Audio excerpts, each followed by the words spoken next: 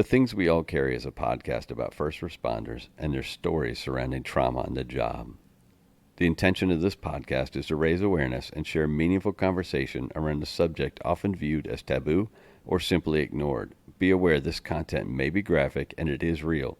It may not be suitable for children or adults triggered by this subject matter.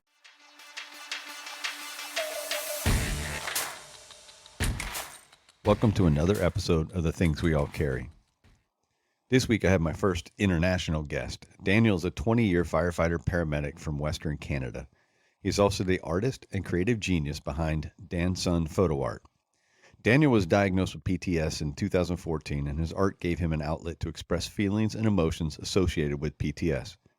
Along the way, he decided to share his art and was surprised and heartened by the reaction. We spent an hour or so talking about life and a few pieces of his art that stood out to me. I've linked the 5 pieces we discuss in the show notes. You can find them at the thingsweallcarry.com/blog. A quick reminder to please help us build a community which not only recognizes but supports each other through the struggles and recovery. Reach out through Instagram at @thethingsweallcarry or email mystory@thethingsweallcarry.com to offer support and share your story. Please remember to leave a review on iTunes and give a shout out to any first responders you know, love, or care about. Y'all enjoy the show. Make sure that we're picking up, and looks like we are. Okay. So if you're ready, get that introduction going and we can start talking. Good? Yep. All right. So joining me today is Daniel. He's an artist that I found on Instagram, and his art has an impact on myself and many first responders because I had people send it to me and say, hey, you got to talk to this guy. You can find him on Instagram under DanSun PhotoArt, and I'm going to let him tell you more places he can find you. But just so you guys know, he's a 20-year vet, firefighter and paramedic. He's getting ready to retire, which is, first of all, congratulations for that. And like I said, I'll let him tell you where you can find him, and then we'll get into some of his family life and professional life. How you doing, Daniel? I'm doing great. Thanks. Thanks for being on. Thanks for having me on your show. Tell people where they can find you and what your history is. All right. You can find me under DanSunPhotos.com is my main website. But I think if you just Google DanSun, which is actually the first 3 letters of my first and last name, is how I came up with that. I'll pop up in the first couple of hits there, I think. So easy to find me there. But DanSunPhotos.com is my main website. And then from there, there's links on my social media. And I'm a paramedic firefighter. I've been doing it full time for about 20 years, just about ready to retire.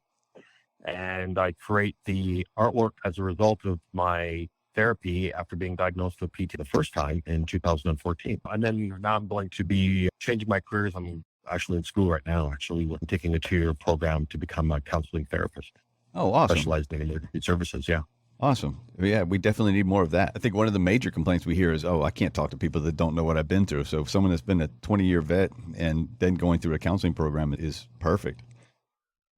Yeah, there's a lot to be said. I think lots of us are going that route, which is great. I think that's a valuable resource from my own experiences. And I've had great luck with most of my therapists because they've had experience working with emergency workers before. But if they don't, then even just getting past vocabulary and the lingo could be a challenge. No, that's something you don't want on top of all the other things you're trying to deal with. Yeah, it's very true. We do have our own vernacular, and having to explain what you're saying to somebody when you're trying to explain what you're thinking to begin with is difficult. Yeah, that's for sure. So where were you brought up? What's family life like for you? I'm Canadian. I'm in Western Canada near the Rocky Mountains. Oh, beautiful. Born and raised here. And shortly after high school, I decided to travel. So I lived in several countries around the world earlier in my life, mostly along the equator, and had some amazing experiences doing that. I worked as an English teacher, a second language, did that for several years in Egypt. I lived in Japan, Cayman Islands, lived in Indonesia. So that really gave me a lot of experience and really widened my concepts of what the world was like after living in all these different countries. And now I'm very lucky as an artist. I get to quite a bit all around the world as well as an artist, exhibiting my artwork. So I'm very lucky that I've had a lot of opportunity to travel in my life. How do you think what kind of lessons do you learn from travel? I think it really changes your perspective. It did for me. So for me, it was when I would live in different countries and see how other people live. And that was a good teacher for me, both good and bad. I try to adapt some of the wonderful things that I saw other cultures do and try to emulate that. And then I'd also be very grateful for some of the places I've been, feel very lucky that where I lived, it wasn't like that. So it was very eye-opening for me and really broadened my horizons. And I don't know, I think everyone should do a bit more traveling. I think that's, I'm going to start to describe, but it really widened my view on relationships and on life and on people. And I think it really molded who I am as a person. I did a lot of my traveling started in my early 20s actually, and traveled for 10, 15 years. So it really molded me to really change my character, I think, for the better, I hope. Who knows? I was gonna add that coming from an American point of view, that many of the people I talk to who haven't traveled are so insular, and they don't know, or not that they don't know, they just don't realize that there's such value to other cultures. I think so. And it's so important to learn that, and especially as first responders, how many cultures do we interact with on a daily basis? Yeah, that's for sure. Yeah, that's true.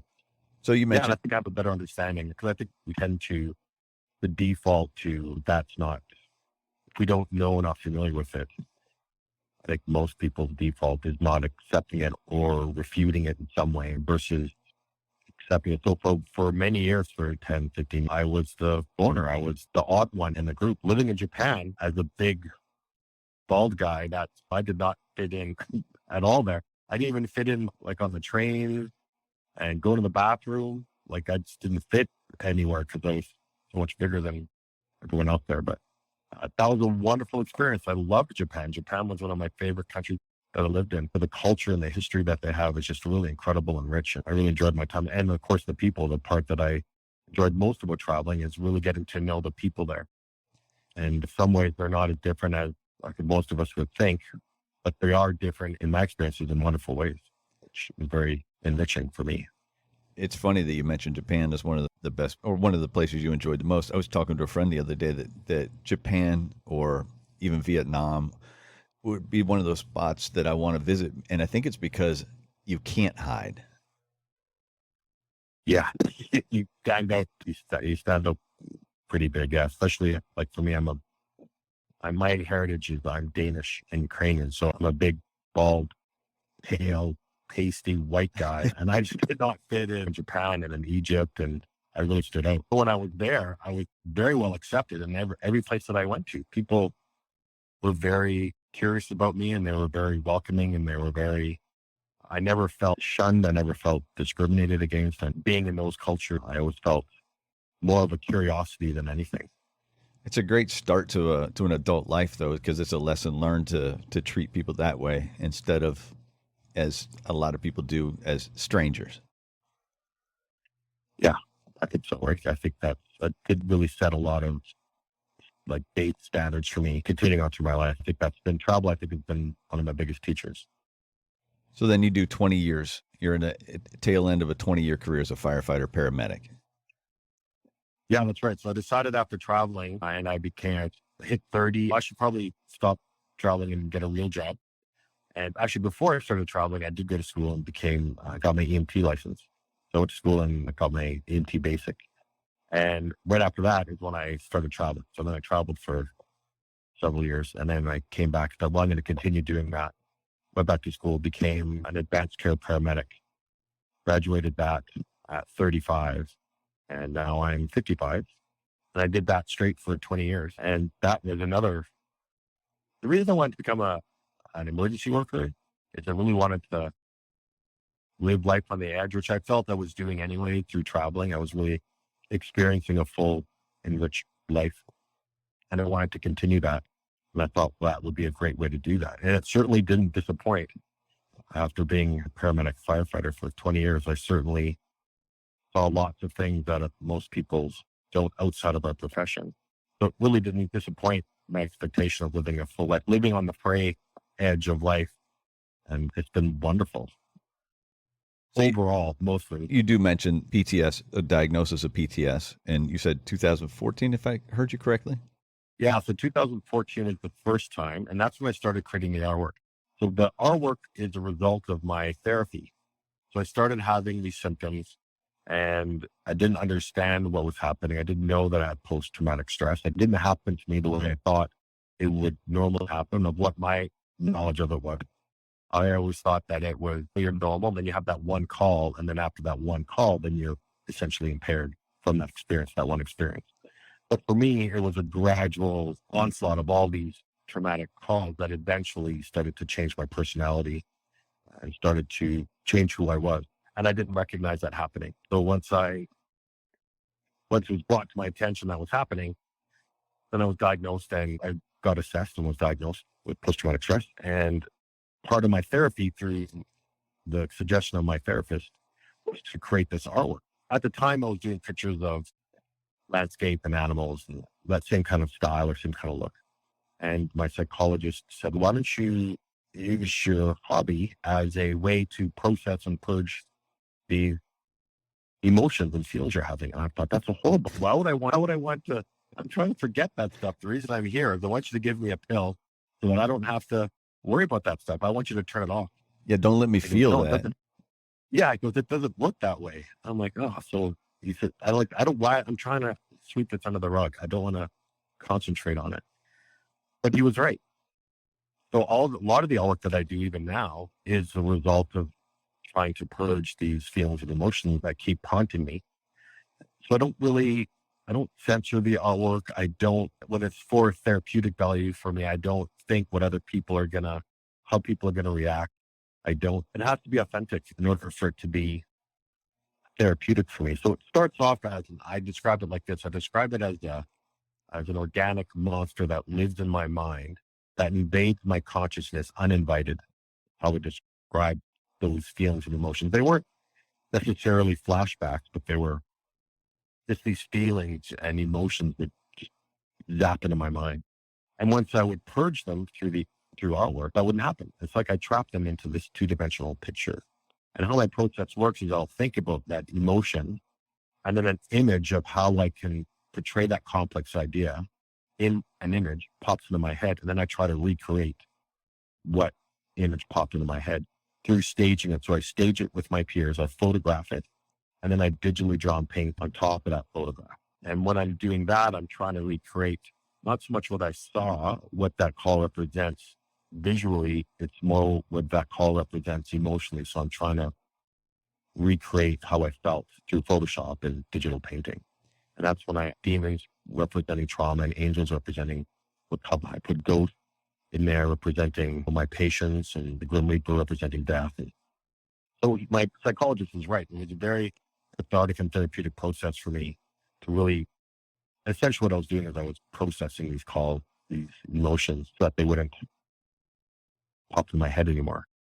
And she was right. So it was never my intention to share them either with anybody, because the first thing that I did to show the firefighter and paramedics in the vulnerable state with gloved hands on their head. And that's not something that I wanted to share because we're supposed to be these infallible heroes. Right. And I didn't want to share that with my friend, thinking that they would really crucify me. Hey, Dan, what's wrong with you? We're not like this at all. So I didn't for a long time. I didn't share the artwork for a really long time, but it was still very therapeutic for me. So I continued to do that. But then when I did decide, that's when I realized that other firefighters and emergency workers would look at the artwork and attach their own experience to it. And it would have different meaning to them, which made me feel like I'm not alone, which was very therapeutic. Probably one of the biggest parts of my recovery was that, knowing that I wasn't alone in feeling that. And that's why I think your podcast is so great, because everyone is coming on and sharing their experiences, and it's going to make people realize that, hey, it's okay. The secret is to acknowledge it, get treatment for it so you can get better. And you can get better. Yeah, and it's similar to my own therapy, because one of the things brought to my attention, which was not a surprise to me, but it still needed to be brought to my attention, was that I internalize everything, and I wasn't talking to anybody about it. And so what I've been doing is I've added the writing to my repertoire of just when I feel these emotions welling up, it's time to write.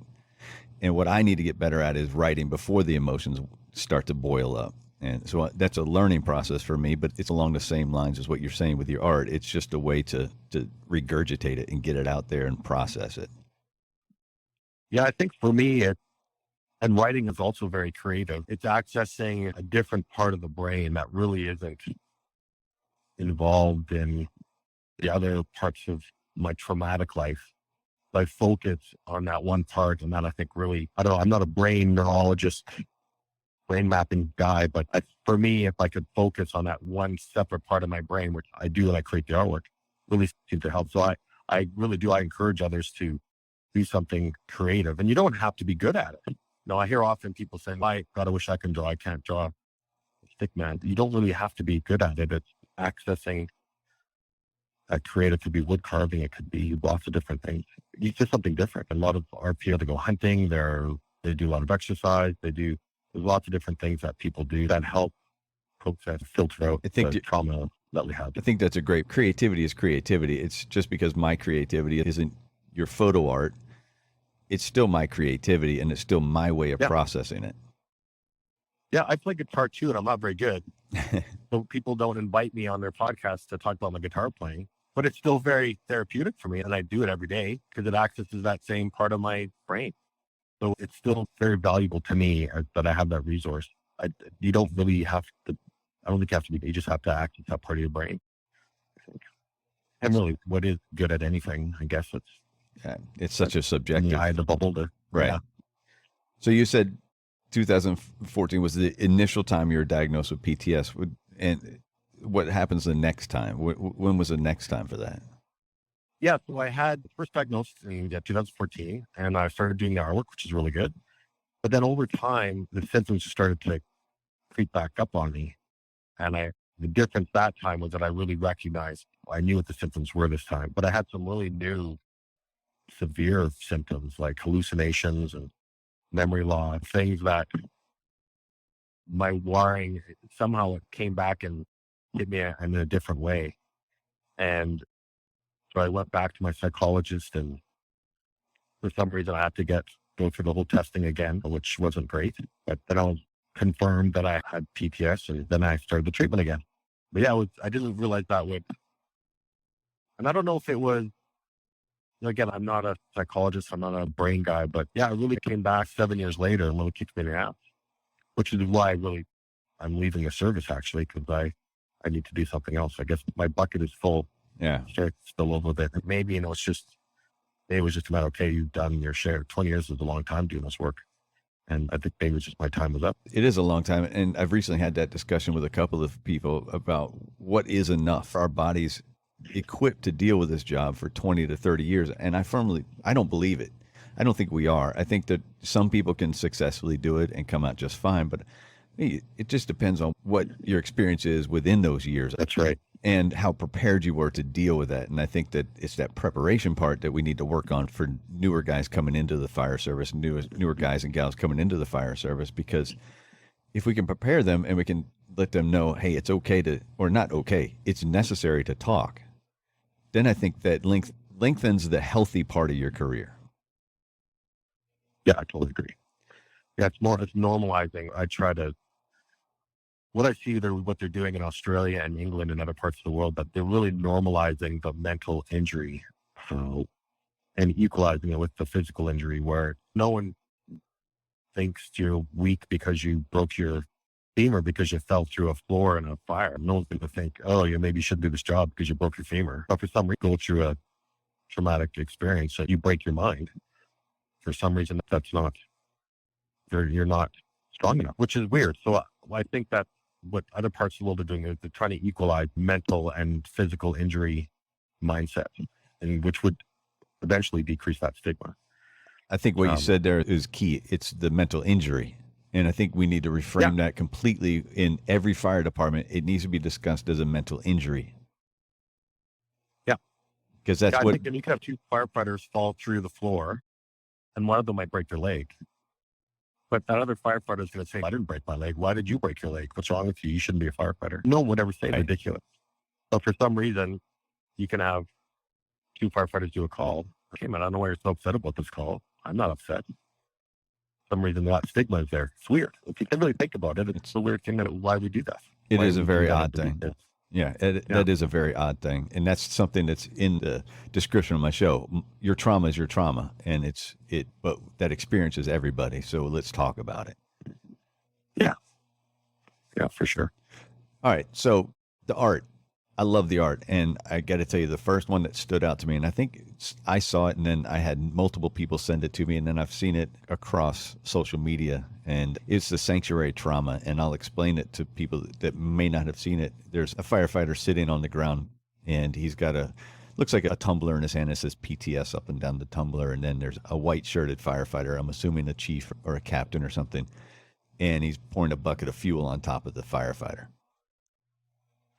Yeah. And yeah, so, that's pretty controversial. yeah, It's actually, what he's holding is a candle and it's a flame lit. yeah, now I see it. Yep, now I see that. Yeah. And that officer is blindfolded. So he's just ignorant to the fact of what's going on. Exactly. He doesn't know what he's doing. So that firefighter is sitting on the ground. He is trying to protect his flame. He's trying to guard and protect his trauma, meaning that he's not really sharing, he's not really open about it. He's trying his best to manage it quietly. And through what sanctuary trauma is, it's when someone who experiences trauma then later goes to a place where they're hoping to get support and validation, in turn receives more trauma. Now, in that specific piece, it is an officer, because I see that often and I hear that often from our peers of work environments that are non-trauma informed, is a nice way of saying toxic workplaces. But I think non-trauma informed workplaces is better, because a lot of people don't really know. But it's not only the officers or management, it could also be your peers, it could be family, it could be lots of places that really don't have the tools to best support people suffering from. But regardless, it's still sanctuary trauma, where you're hoping to get support somewhere, and in turn you get more trauma. And then in some studies show that secondary trauma is actually more traumatic than the first trauma.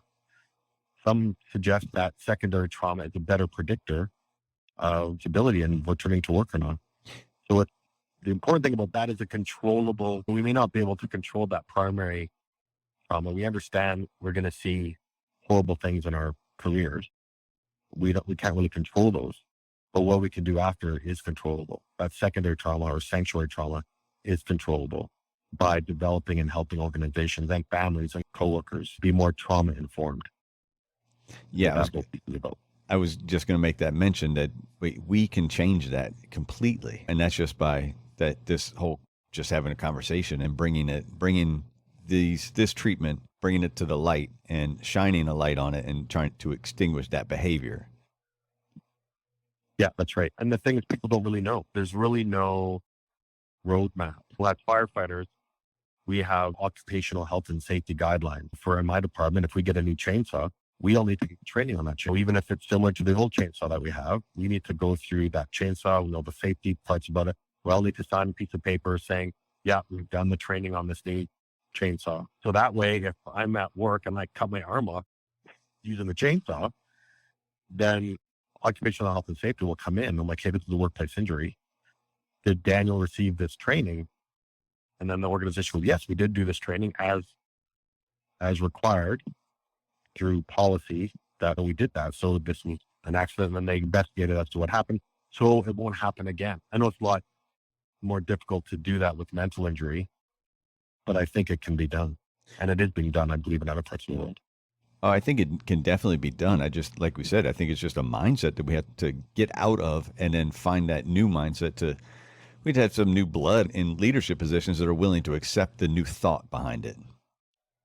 Yeah. And the thing is, leadership, they don't really know. So it's difficult, because leadership has a lot on their plate already. They're trying to keep the ship afloat already, and then there's something else is coming on. So I believe that they really need help. I think they would need, if you want to take care of the mental health of your employees, here's a guideline. Follow this guideline.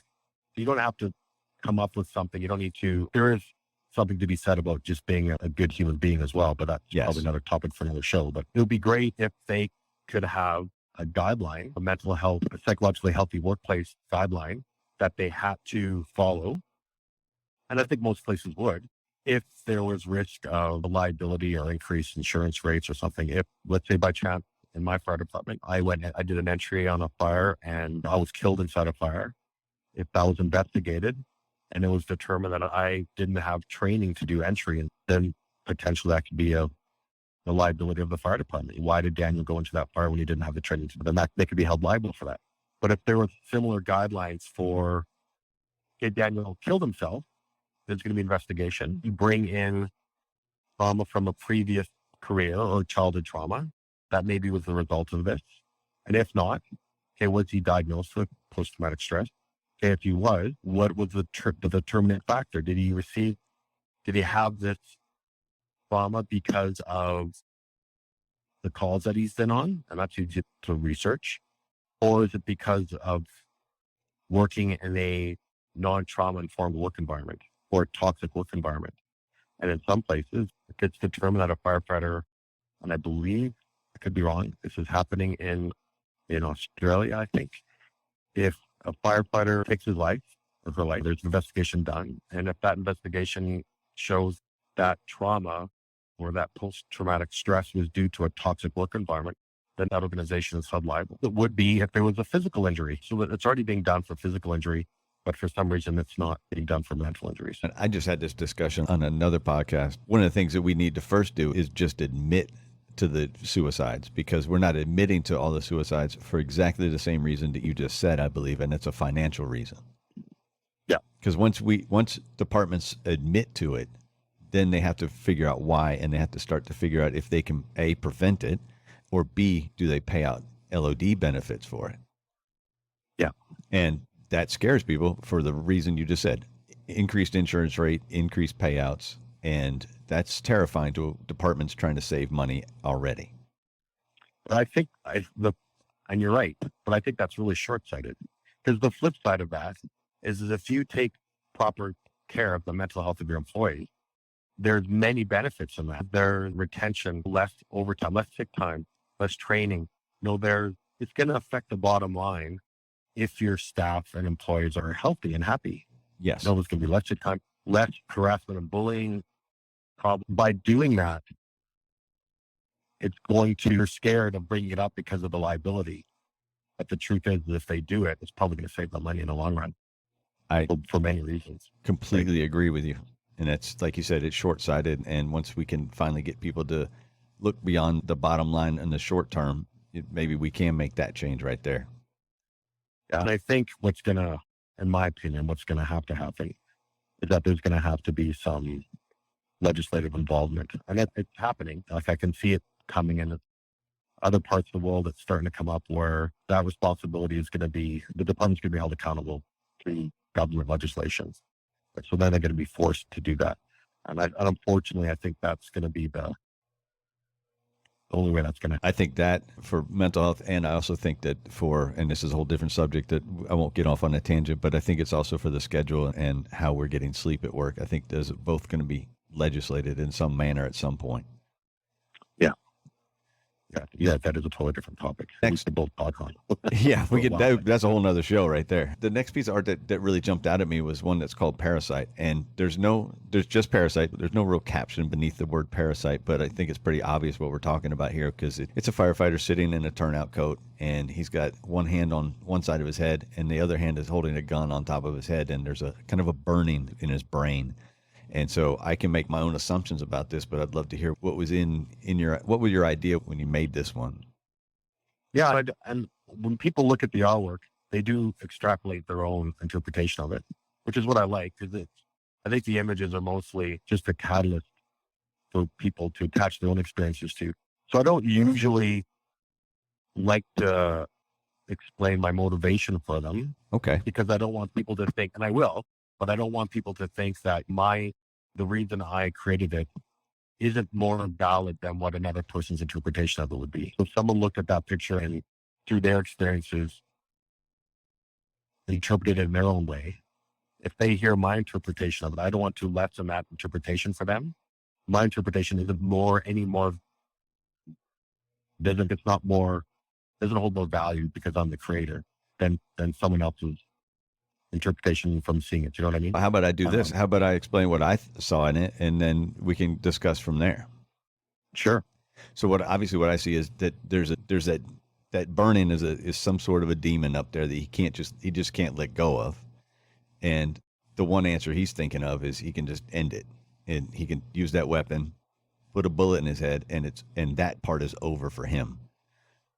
But it's not over for everybody else. And so that parasite might be twofold. So he's trying to get rid of his own parasite, but then that suicide becomes a parasite for others. Yeah, that's even a better interpretation of what my initial plan was. That's great. I never thought of it that way. That's brilliant. That's great. But yeah, when I created it, and I titled it Parasite on purpose because it starts off, you don't know, and this is my experience with trauma. It gradually snuck up on me. So then eventually, slowly, it eats away at you, and you really don't even notice what's happening. And for me, it really rewired my brain, and it was really starting to take over to the point where I felt that if I kill myself, then I'll be okay.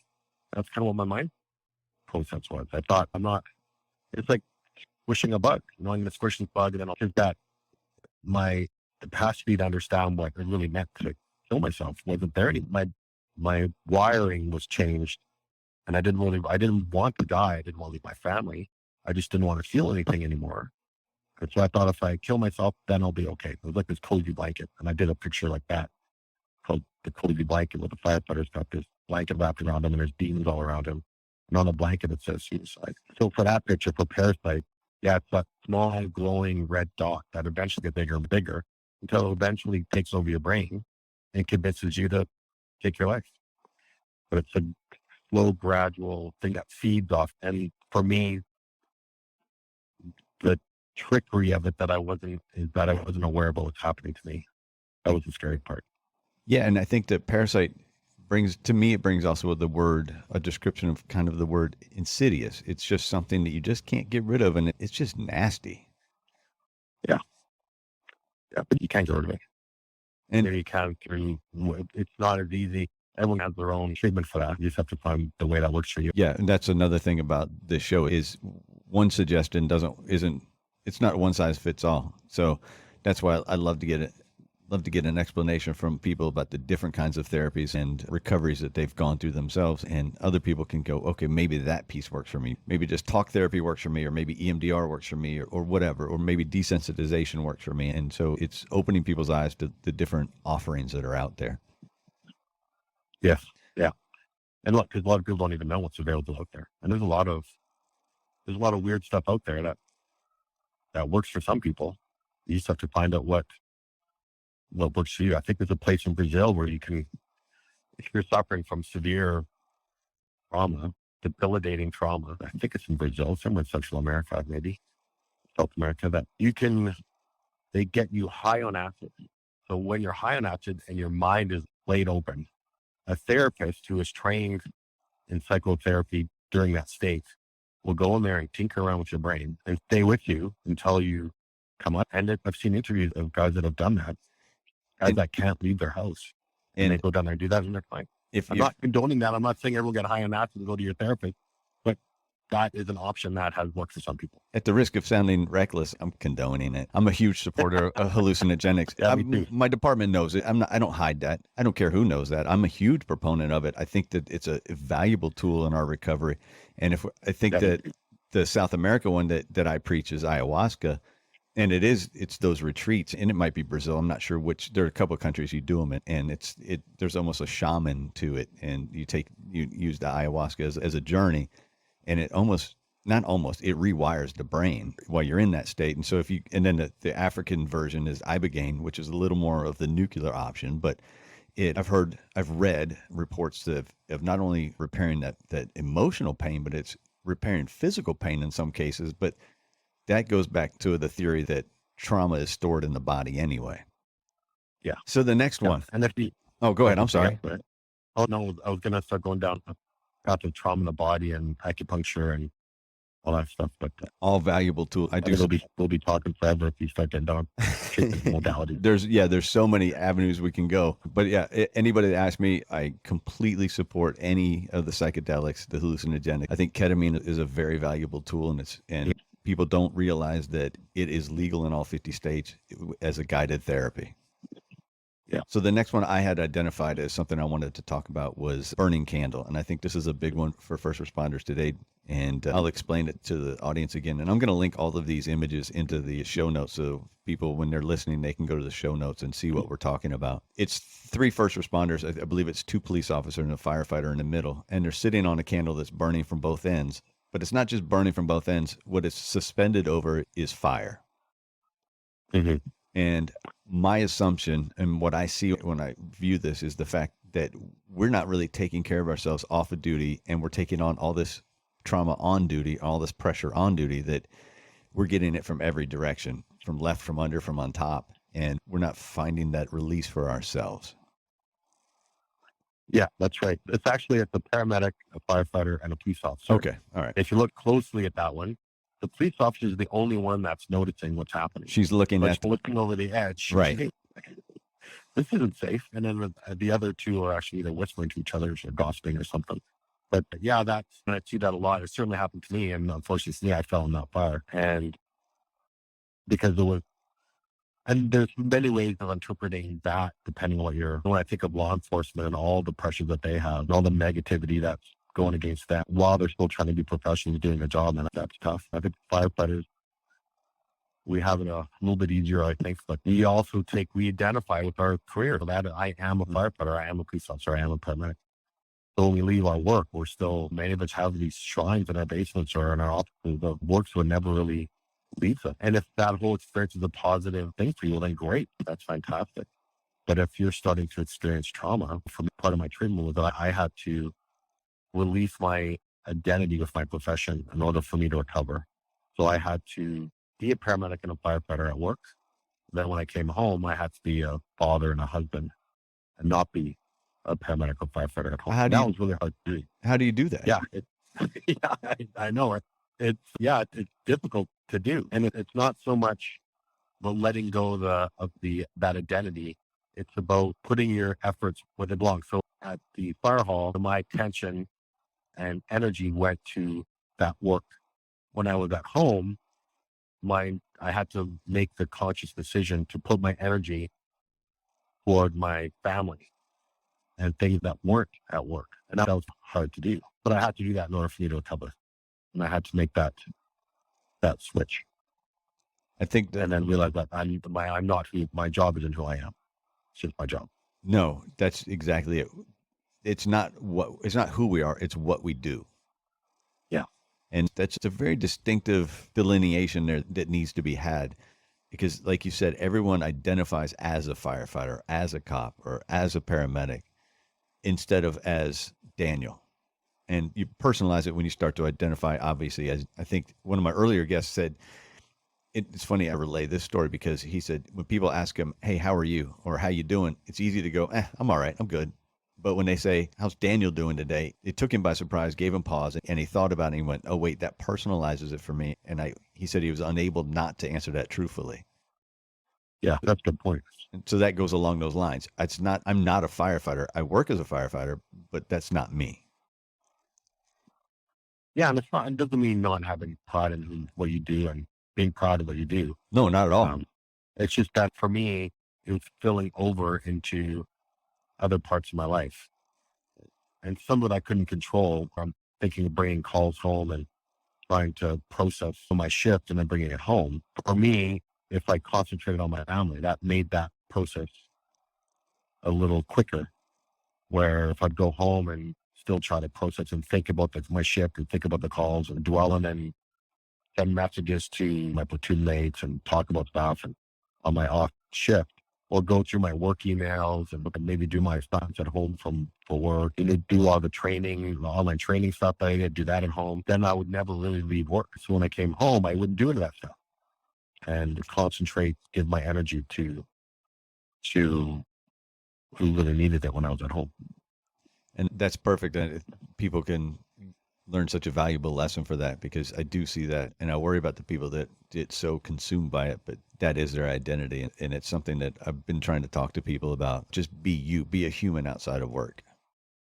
Yeah, and some people maybe can do both. Maybe they can do that part and still have enough left over for other parts of their life. But for me, after 15, 20 years, I only have so much to give, and I have to decide where my energy is gonna go. So another one that I bookmarked is called Experience. And I think that it's a powerful image because it's a split face, basically, a split face, split helmet. And it's showing what I assume is the left half is a recruit.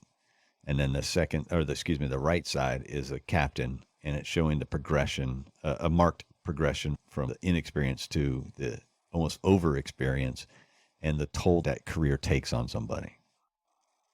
Yeah, in that picture, I did that picture actually from one of our recruits in my fire department and one of our captains, our senior captains. So I took a picture of both of them, and that's what their debut would look like. I blended their faces together to create the rigid, like the face of it. So it doesn't really look exactly either of them. But when I blended it together, then I really aged the captain side or the experience. And for me, that's really and that's really not meant to be I know you look at it and people would interpret it as being a negative thing, but I didn't call experiences, and I don't think experience is a negative thing at all. It's a positive thing. But for me, after it did really change me in positive, probably in overall, now looking back at my 20-year career, even though it almost cost me my life, overall, it was a wonderful and very positive experience to be an emergency worker. And I promote it. And if anyone wants to get into it, I say absolutely, there's nothing like it. And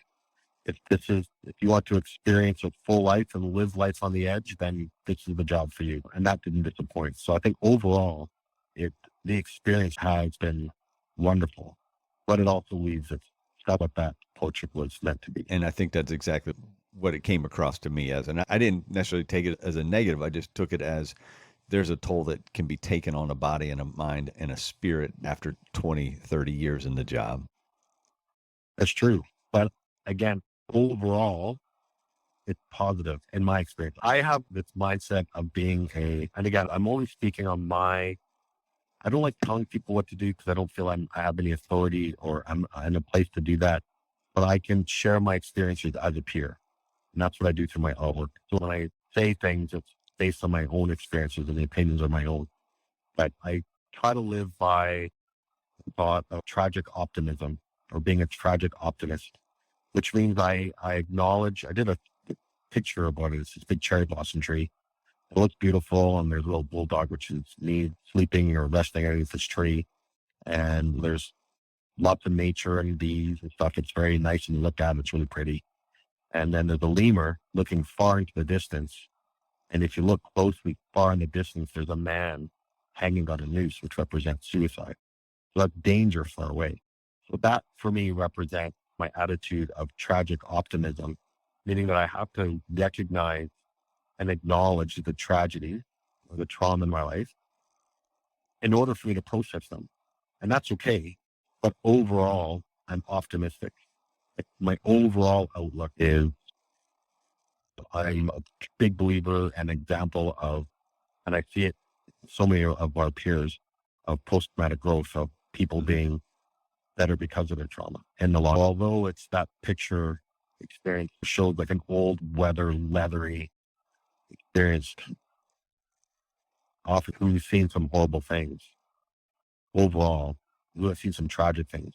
Overall, it's an optimistic and positive experience, I think, in my opinion. Yeah, that's a fantastic way of putting it. And that tragically optimistic, is that how you termed it? I apologize. Make sure I got your words correct. Yeah. So I feel I'm a tragic optimist. That's a brilliant way of putting it, because I think most of us are, because we have to be. I think that relates to almost that dark humor part of the service, where we find our ways to deal with the tragedy, but we're optimistic for the long run. Yeah. So, yeah. I really try to promote that and post-traumatic growth and share my experiences with that. I often hear people that are really struggling, and it seems like they don't really have a lot of, and I understand that when you're deep in that trauma and your brain is rewired and it's hard to see outside, your perspectives change and it's hard to see outside the bubble of trauma. It could certainly seem that way. So I think people like you and your podcast and others of us that have had similar experiences but are now thriving, because I don't want to put extra pressure on people that, okay, yeah, now you're in your trauma and you're feeling horrible and you're contemplating taking your life. You snap out of it and get better and be better than you can. I don't want to put that extra pressure on people. I just want people to be aware that, hey, there's nothing special about me. I am no different than anybody else. And I've had some horrible experiences. And yes, I was suicidal. And it was a rough road to get to where I am now. But me and many other people have done it. So it is possible. I love that term, post-traumatic growth, and that's not one that's bandied about enough today. PTS, PTSD, whatever the term is people want to use, that's thrown out constantly, and it's always about the stress and the disorder and those letters, those 3 or 4 letters. But when you say PTG, people don't understand what it is, and then you explain that it's that post-traumatic growth, and it's what comes after the recovery or comes through the recovery, and it's so important to talk about that so people will realize that you come out the other end and you're stronger and you're more equipped or you're better equipped to deal with life in general, not just the fire service or your experiences. Yeah, it's not really a foreign concept. Like we bring it up, people like, oh, what is that? But if you think about it, it's quite prevalent in our society. Even if you use the analogy of going to the gym, where you're going to the gym and busting muscle tissue, you're traumatizing your muscles, and the result is that they're stronger. Or if you look at origin stories for a lot of superheroes, Batman, he sees his parents get murdered, and then because of that trauma, he becomes what he is. And Spider-Man and the Hulk and all these Wonder Woman and all these superhero origins are from trauma. And because of that trauma, now they're doing amazing things. And I see it. I know hundreds of emergency workers that have gone through severe trauma. And because of that, and you and I are examples of my example of this, even in this podcast, it's there and it's existed. Many religions believe that so there's no growth without suffering. And I don't know if I really agree with that. In Japan, there's an art form called kintsugi, where they take a clay bowl and they smash it and they rebuild it using gold lacquer. So when it's done, it looks way nicer and has way more character than before it was damaged. And that's a great analogy for post-traumatic growth, that because of that trauma, it actually has more character and it's more beautiful because of that trauma in the end. Yeah, I was going to say, it's a wonderful concept that I think I'm trying to make more people aware of. Yeah, I'm trying to make myself more aware of it, because in my own journey with therapy, which is very recent, because I've been very open about my journey with therapy, and it is a recent thing for me.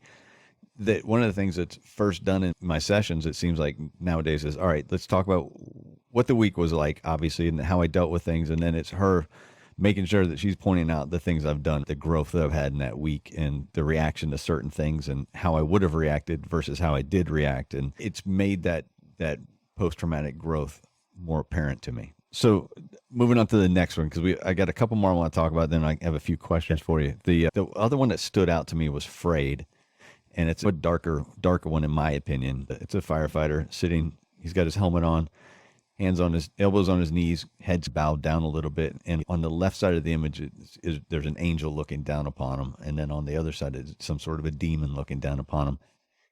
And I know that you mentioned what some of the angels and demons represent for you. And is that still the case in this piece? Yeah, so that's trauma and recovery. So frayed, meaning that everything is good and contained, but on the edges it's coming apart. And that's what that image represents. But also with things being frayed, that if you pull on that string, then it's just going to get more. So that's a firefighter contemplating, balancing, his good days and his bad days, or his trauma and his recovery, whatever his trauma is or whatever his recovery is. But because it's frayed, unless he doesn't get a handle on it and recognize or acknowledge what's happening, that frayed part or that trauma part or that demon part in that picture is going to overtake both sides, him and the recovery side, is what the concept for that picture is. And to me, there's a piece of this that speaks to my own personal experience that I've had conversations about. And it doesn't have to be with emotions or with experiences. It can be and. So you can have a negative emotion, quote unquote, a negative emotion. I hate the word negative emotion, but you can have a negative one with a positive one. You can have them together, and they're very valid still. It's not an either or scenario. Yeah, no, and that's about acknowledging it. So being tragically optimistic, meaning acknowledge the tragedies and don't try to, the opposite of that, of being tragically optimistic, is being a toxic positivist. It's not sweeping everything under the rug and pretending that everything is okay. It's acknowledging what's happening in order for you to get the treatment and recover from it. And that's okay. All right. So the final one, the final piece that stood out to me, and by no means are these the only ones that stood out to me, but I know that we have limited time to discuss them all, is one that you have titled Standing on the Shoulders of the Fallen. Mm-hmm. And it's a skull. It's an animal skull. I'm assuming it's some sort of, I'm not sure what the animal is, but on coming out of or sitting on top of that skull are the words that says stigma, correct? That's right. And then, so stigma, if you look closely at that, it's actually like a demon skull. So okay. it's not really I tried to demonize it a little bit. You're right. Now it does favor the demon from from Freyed as well. And then on top of that is a phoenix. Yeah. And I'm going to go ahead and assume, and I know it's dangerous, but I'm assuming that everybody knows what the meaning behind a phoenix is. It's rising from the ashes and being stronger from that tragedy is my guess that as a fire service or as people in general, the people that we've lost along the way might teach us to be stronger in the aftermath. Yeah, if you look farther back in the distance of that picture, there's the man hanging on the noose again, which is representing suicide. I see it Look now. way in the distance there, yeah. Yeah. So yeah, the idea of that picture is, unfortunately, and I do a memorial portrait every day because I get requests. I get several requests every day, and I have a separate Facebook page, and I do memorial portrait for emergency workers. And I don't know the cause of death, but sometimes they let me know that it was suicide. So it's continuing to happen. That's just the fact. Like we are killing ourselves because of the trauma that we're experiencing. And it depends. And I don't assume that the origin of that trauma is from the calls we go on. It could be from many different reasons. But many of us are dying, and that's continuing to happen. And I think it's getting worse. But I think every time that happens, it raises awareness a little bit. It's a paramedic, firefighter, or a police officer or somebody. I think it's more evident in that area, if it's even known that it's a suicide, that it raises the awareness a little bit. So the fact that person died that way is raising the awareness, which is fueling improvements or changes through their sacrifice. And again, this is my opinion. So in that picture, there's suicide in the background. It's in a desert atmosphere. The idea is that the skull is trauma, it's a demon skull, that eventually through the sacrifice of that person who took their life in the background is eventually, I hope, going to kill that stigma, which is what that skull is. And there's going to be a rebirth, which is what that phoenix is. I'm hoping that rebirth is what we were discussing early on in this conversation about overall culture change, where instead of trying to design better armor or better life jacket, we're going to try to stop the bullets or repair the sinking ship, put our focus on what's causing this trauma and repair that. And I think that will happen. And unfortunately, I think what fuels it are these suicides that are continuing to happen every day. Yeah, unfortunately, we're going to lose more before we make those changes, unfortunately. And our job is to get to people before to get to that point. And like you said, stop this stigma. Yeah, which is a lot harder because you can't just, a lot of people say, just stop the stigma. If something happens, come forward. People do that and they get fired or they get stigmatized or they get removed from officer development programs or they do get stigmatized. So that stigma has teeth. It's not just the idea that we can just turn off. It really has to be a culture change, which is like rolling a mountain up a mountain. It's a lot of work. So I want to read the last two sentences, or it's two sentences that you wrote underneath this, standing on the shoulders of the fallen, and then we can move on to the few questions I have before we get to the end here. And it says, this piece honors all of our fallen brothers and sisters who have fallen to their mental injuries. It's their sacrifice that fuels my passion and desire to eliminate the ignorance and stigma of psychological trauma that still seems to be so prominent. And that stands out to me because I've relayed this story on the show before of why I started the show. And it was because a former volunteer firefighter who was local killed himself in January of 21. And at that time, he was the 5th firefighter in our region to kill himself in a year. And it wasn't talked about. And it ran from rookie to veteran. And it was at that point I decided we had to do something different. And so this is exactly what I was talking about then. And that sentence encapsulates it perfectly. So that's very well written. And then the artwork is very intense. So thank you. No, thank you. I appreciate that. So that being said, the questions I wanted to talk to you about, and everybody knows I have two questions at the end I ask, and we're going to get to those, but I wanted to talk to you about the kind of issues for firefighters today, what you might see as the most pressing issue for firefighters today. If we're talking with mental health, I think it's that stigma. It's the stigma of there's still that suck it up buttercup, not only from managers or officers, but also from, we call ourselves a brotherhood, yet when we really need it. And again, I'm generally speaking here. I know there's many departments that are very supportive and very forward thinking when it comes to mental health support and new modalities in changing culture. But I think overall, when you look at even the statistical data, if you can find any accurate data on firefighter suicide, it's pretty scary. And it's still difficult, I think, for many of us to come forward with, hey, that call strained my brain a little bit. I think I got a mind fracture. I need to get help from that. Instead of, okay, well, sure, go get help. I hear the resources. We'll give you whatever you need. Get fixed up. Let us know how we can facilitate that for you. And then come back to work when you're all good. Similar to, I sprained my knee on that call or my ankle on that call.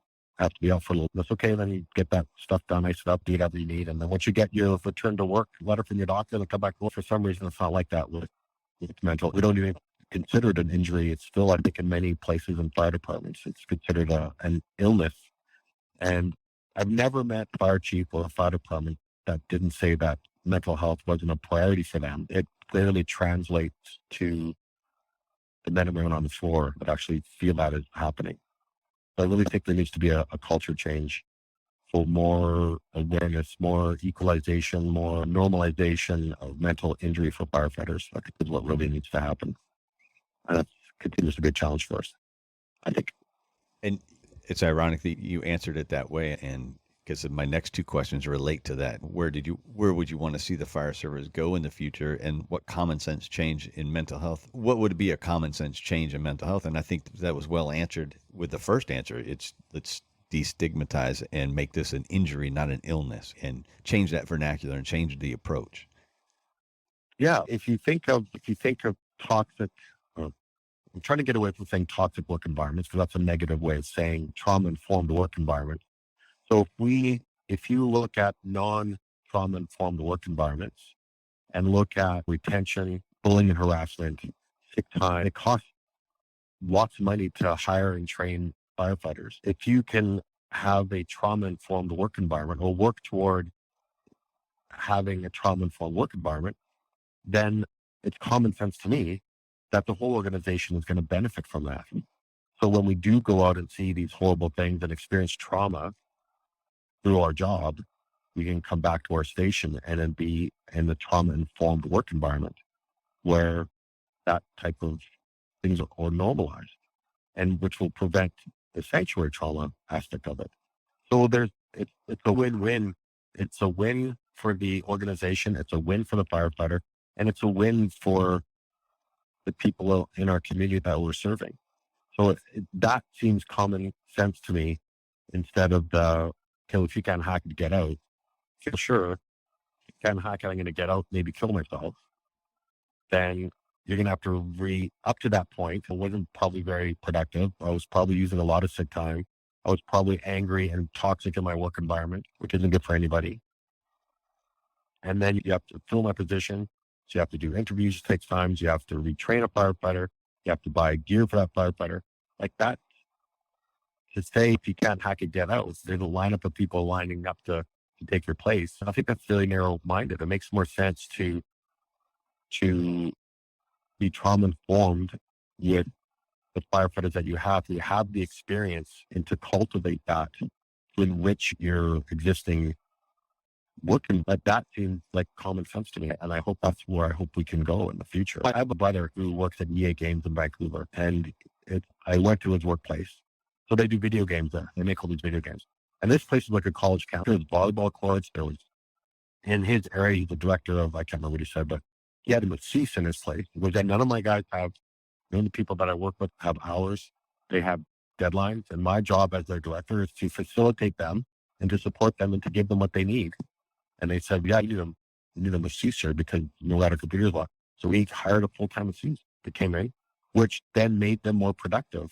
And everyone looked like it was in, I'm not saying, maybe I am saying, maybe we should have full-time masseuse in the fire departments. Wouldn't that be awesome? That would be awesome. The point is that it's not like the whole attitude of that whole workplace was facilitating the productivity of, and that's a very high stress, high pressure environment.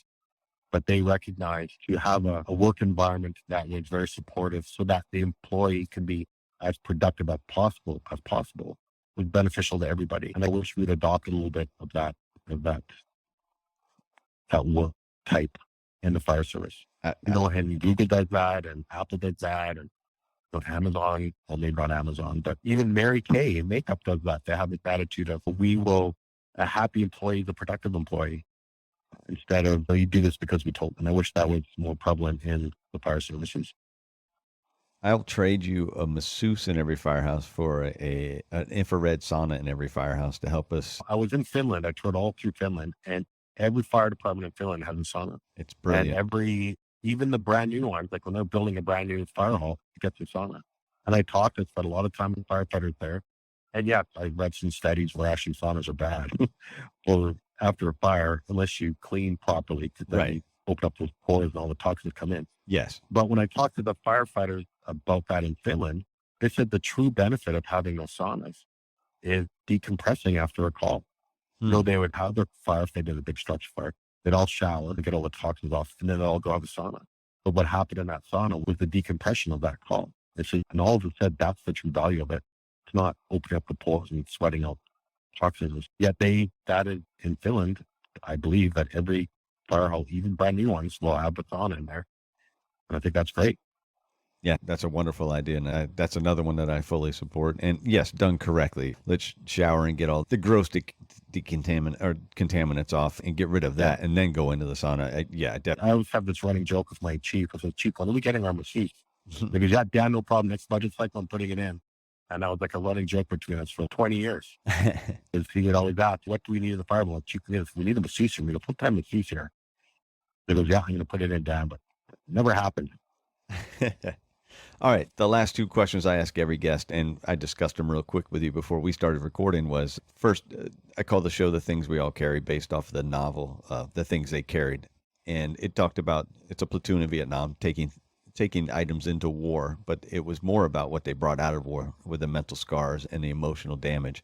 And we do the same thing in a fire service. We take our tools into a call, and then we bring that emotional stuff out of a call. What I like to ask people is something in their day-to-day life that they have on their person, an everyday carry that they have, that they feel naked without, and to see what your answer is to. Yeah, I've designed a challenge coin, and I'm still waiting to get it from me. But it's many firefighters we have a challenge coin, and if you get a coin and you don't have your coin on yet, then you have to buy drinks for everybody. But I designed a coin that has my logo on one side and then one of my art pieces on the other. And I'm going to carry it with me all the time.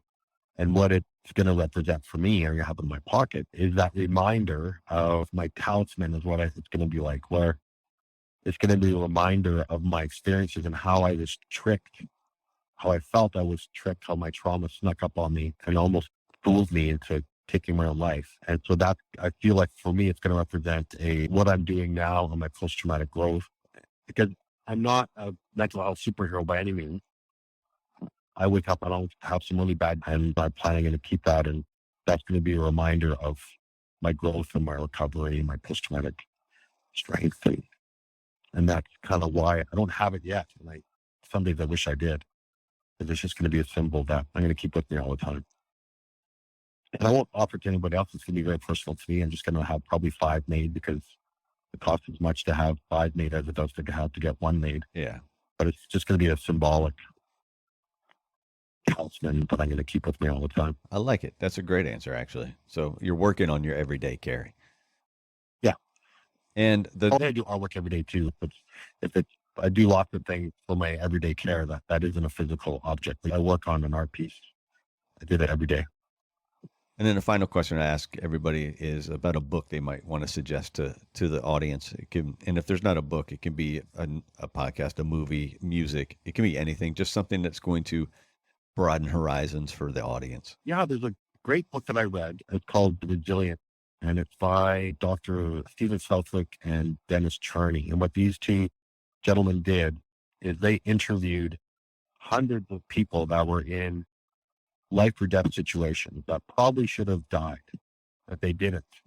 And they interviewed them trying to find common traits of resilience. And resilience is a word that gets thrown around a lot. I don't really think you can train or gain resiliency without going through the gauntlet first. But what these gentlemen did is they interviewed all these people and they published this book. And then the book goes through what these common traits these people had. And I can't remember, there's, I know, 10 or 20 or 30 common traits that these people have. And it was very valuable. I read through it. Okay, do I have some of these traits? And if I don't, is there a way that I can try to get some of them to improve how I can better manage the stresses and my resiliency with my everyday life? So it's a really good book. I speak at conferences often and I reference this book and I go through the top 10 in my presentation. And it was in state for me to read that and I share it with as many people as I can. So yeah, it's The Resiliency, the Science of Mastering Life's Greatest Challenges by Stephen Southwick and Dennis Charney. Well, I'm fascinated because I'm going to definitely have to read that book. So I appreciate that. And one more time, where can everybody find you? Yeah, DanSunPhotos.com, DanSun Photos.com. Just put that into Google or in your URL line and you'll see me there. On Facebook, I usually put my social media, my images and my narratives. I like putting those on social media because people will respond. And sometimes reading the comments, I know when I put an art piece, it's rolling a snowball down the hill, and then as it rolls, it gets bigger, and then the comments just keep growing, and people interact and they talk about it, and it's interesting to see what our peers often, again, it goes on a tangent that isn't even it has anything to do with the art piece that I posted. On my Facebook page is where you see most of that type of stuff happening. That's usually where I post the images first, and then I'll put them on my webpage after. Awesome. So what I'm going to do is I'll link to your page on the show notes. I'll link to the art that we discussed so that people can get a feel for what we were talking about, because I don't think I did justice to the art, obviously, through my words. And then I'll link the book as well. And that's a great resource. So I appreciate the time you've taken with us. And it's been a great conversation. Thank you very much. Yeah, thanks for having me on your show. I always like to have an opportunity to speak with my peers. Like I said, thank you very much. It's been an honor, and I hope you have a good rest of your day. And I'll let you know when the show's coming out. It should be in a couple of weeks. Yeah, that's great. Let me know, and then I'll definitely share it on my social media platforms. Awesome. Thank you very much, sir. Great. Thanks. Have a good day. Go have a good day. We're out. Thanks for listening to another episode of The Things We All Carry. Head over to the website, thethingsweallcarry.com, for show notes, resources, and to sign up for the newsletter. Until next week, take care of yourselves and remember to check in on each other.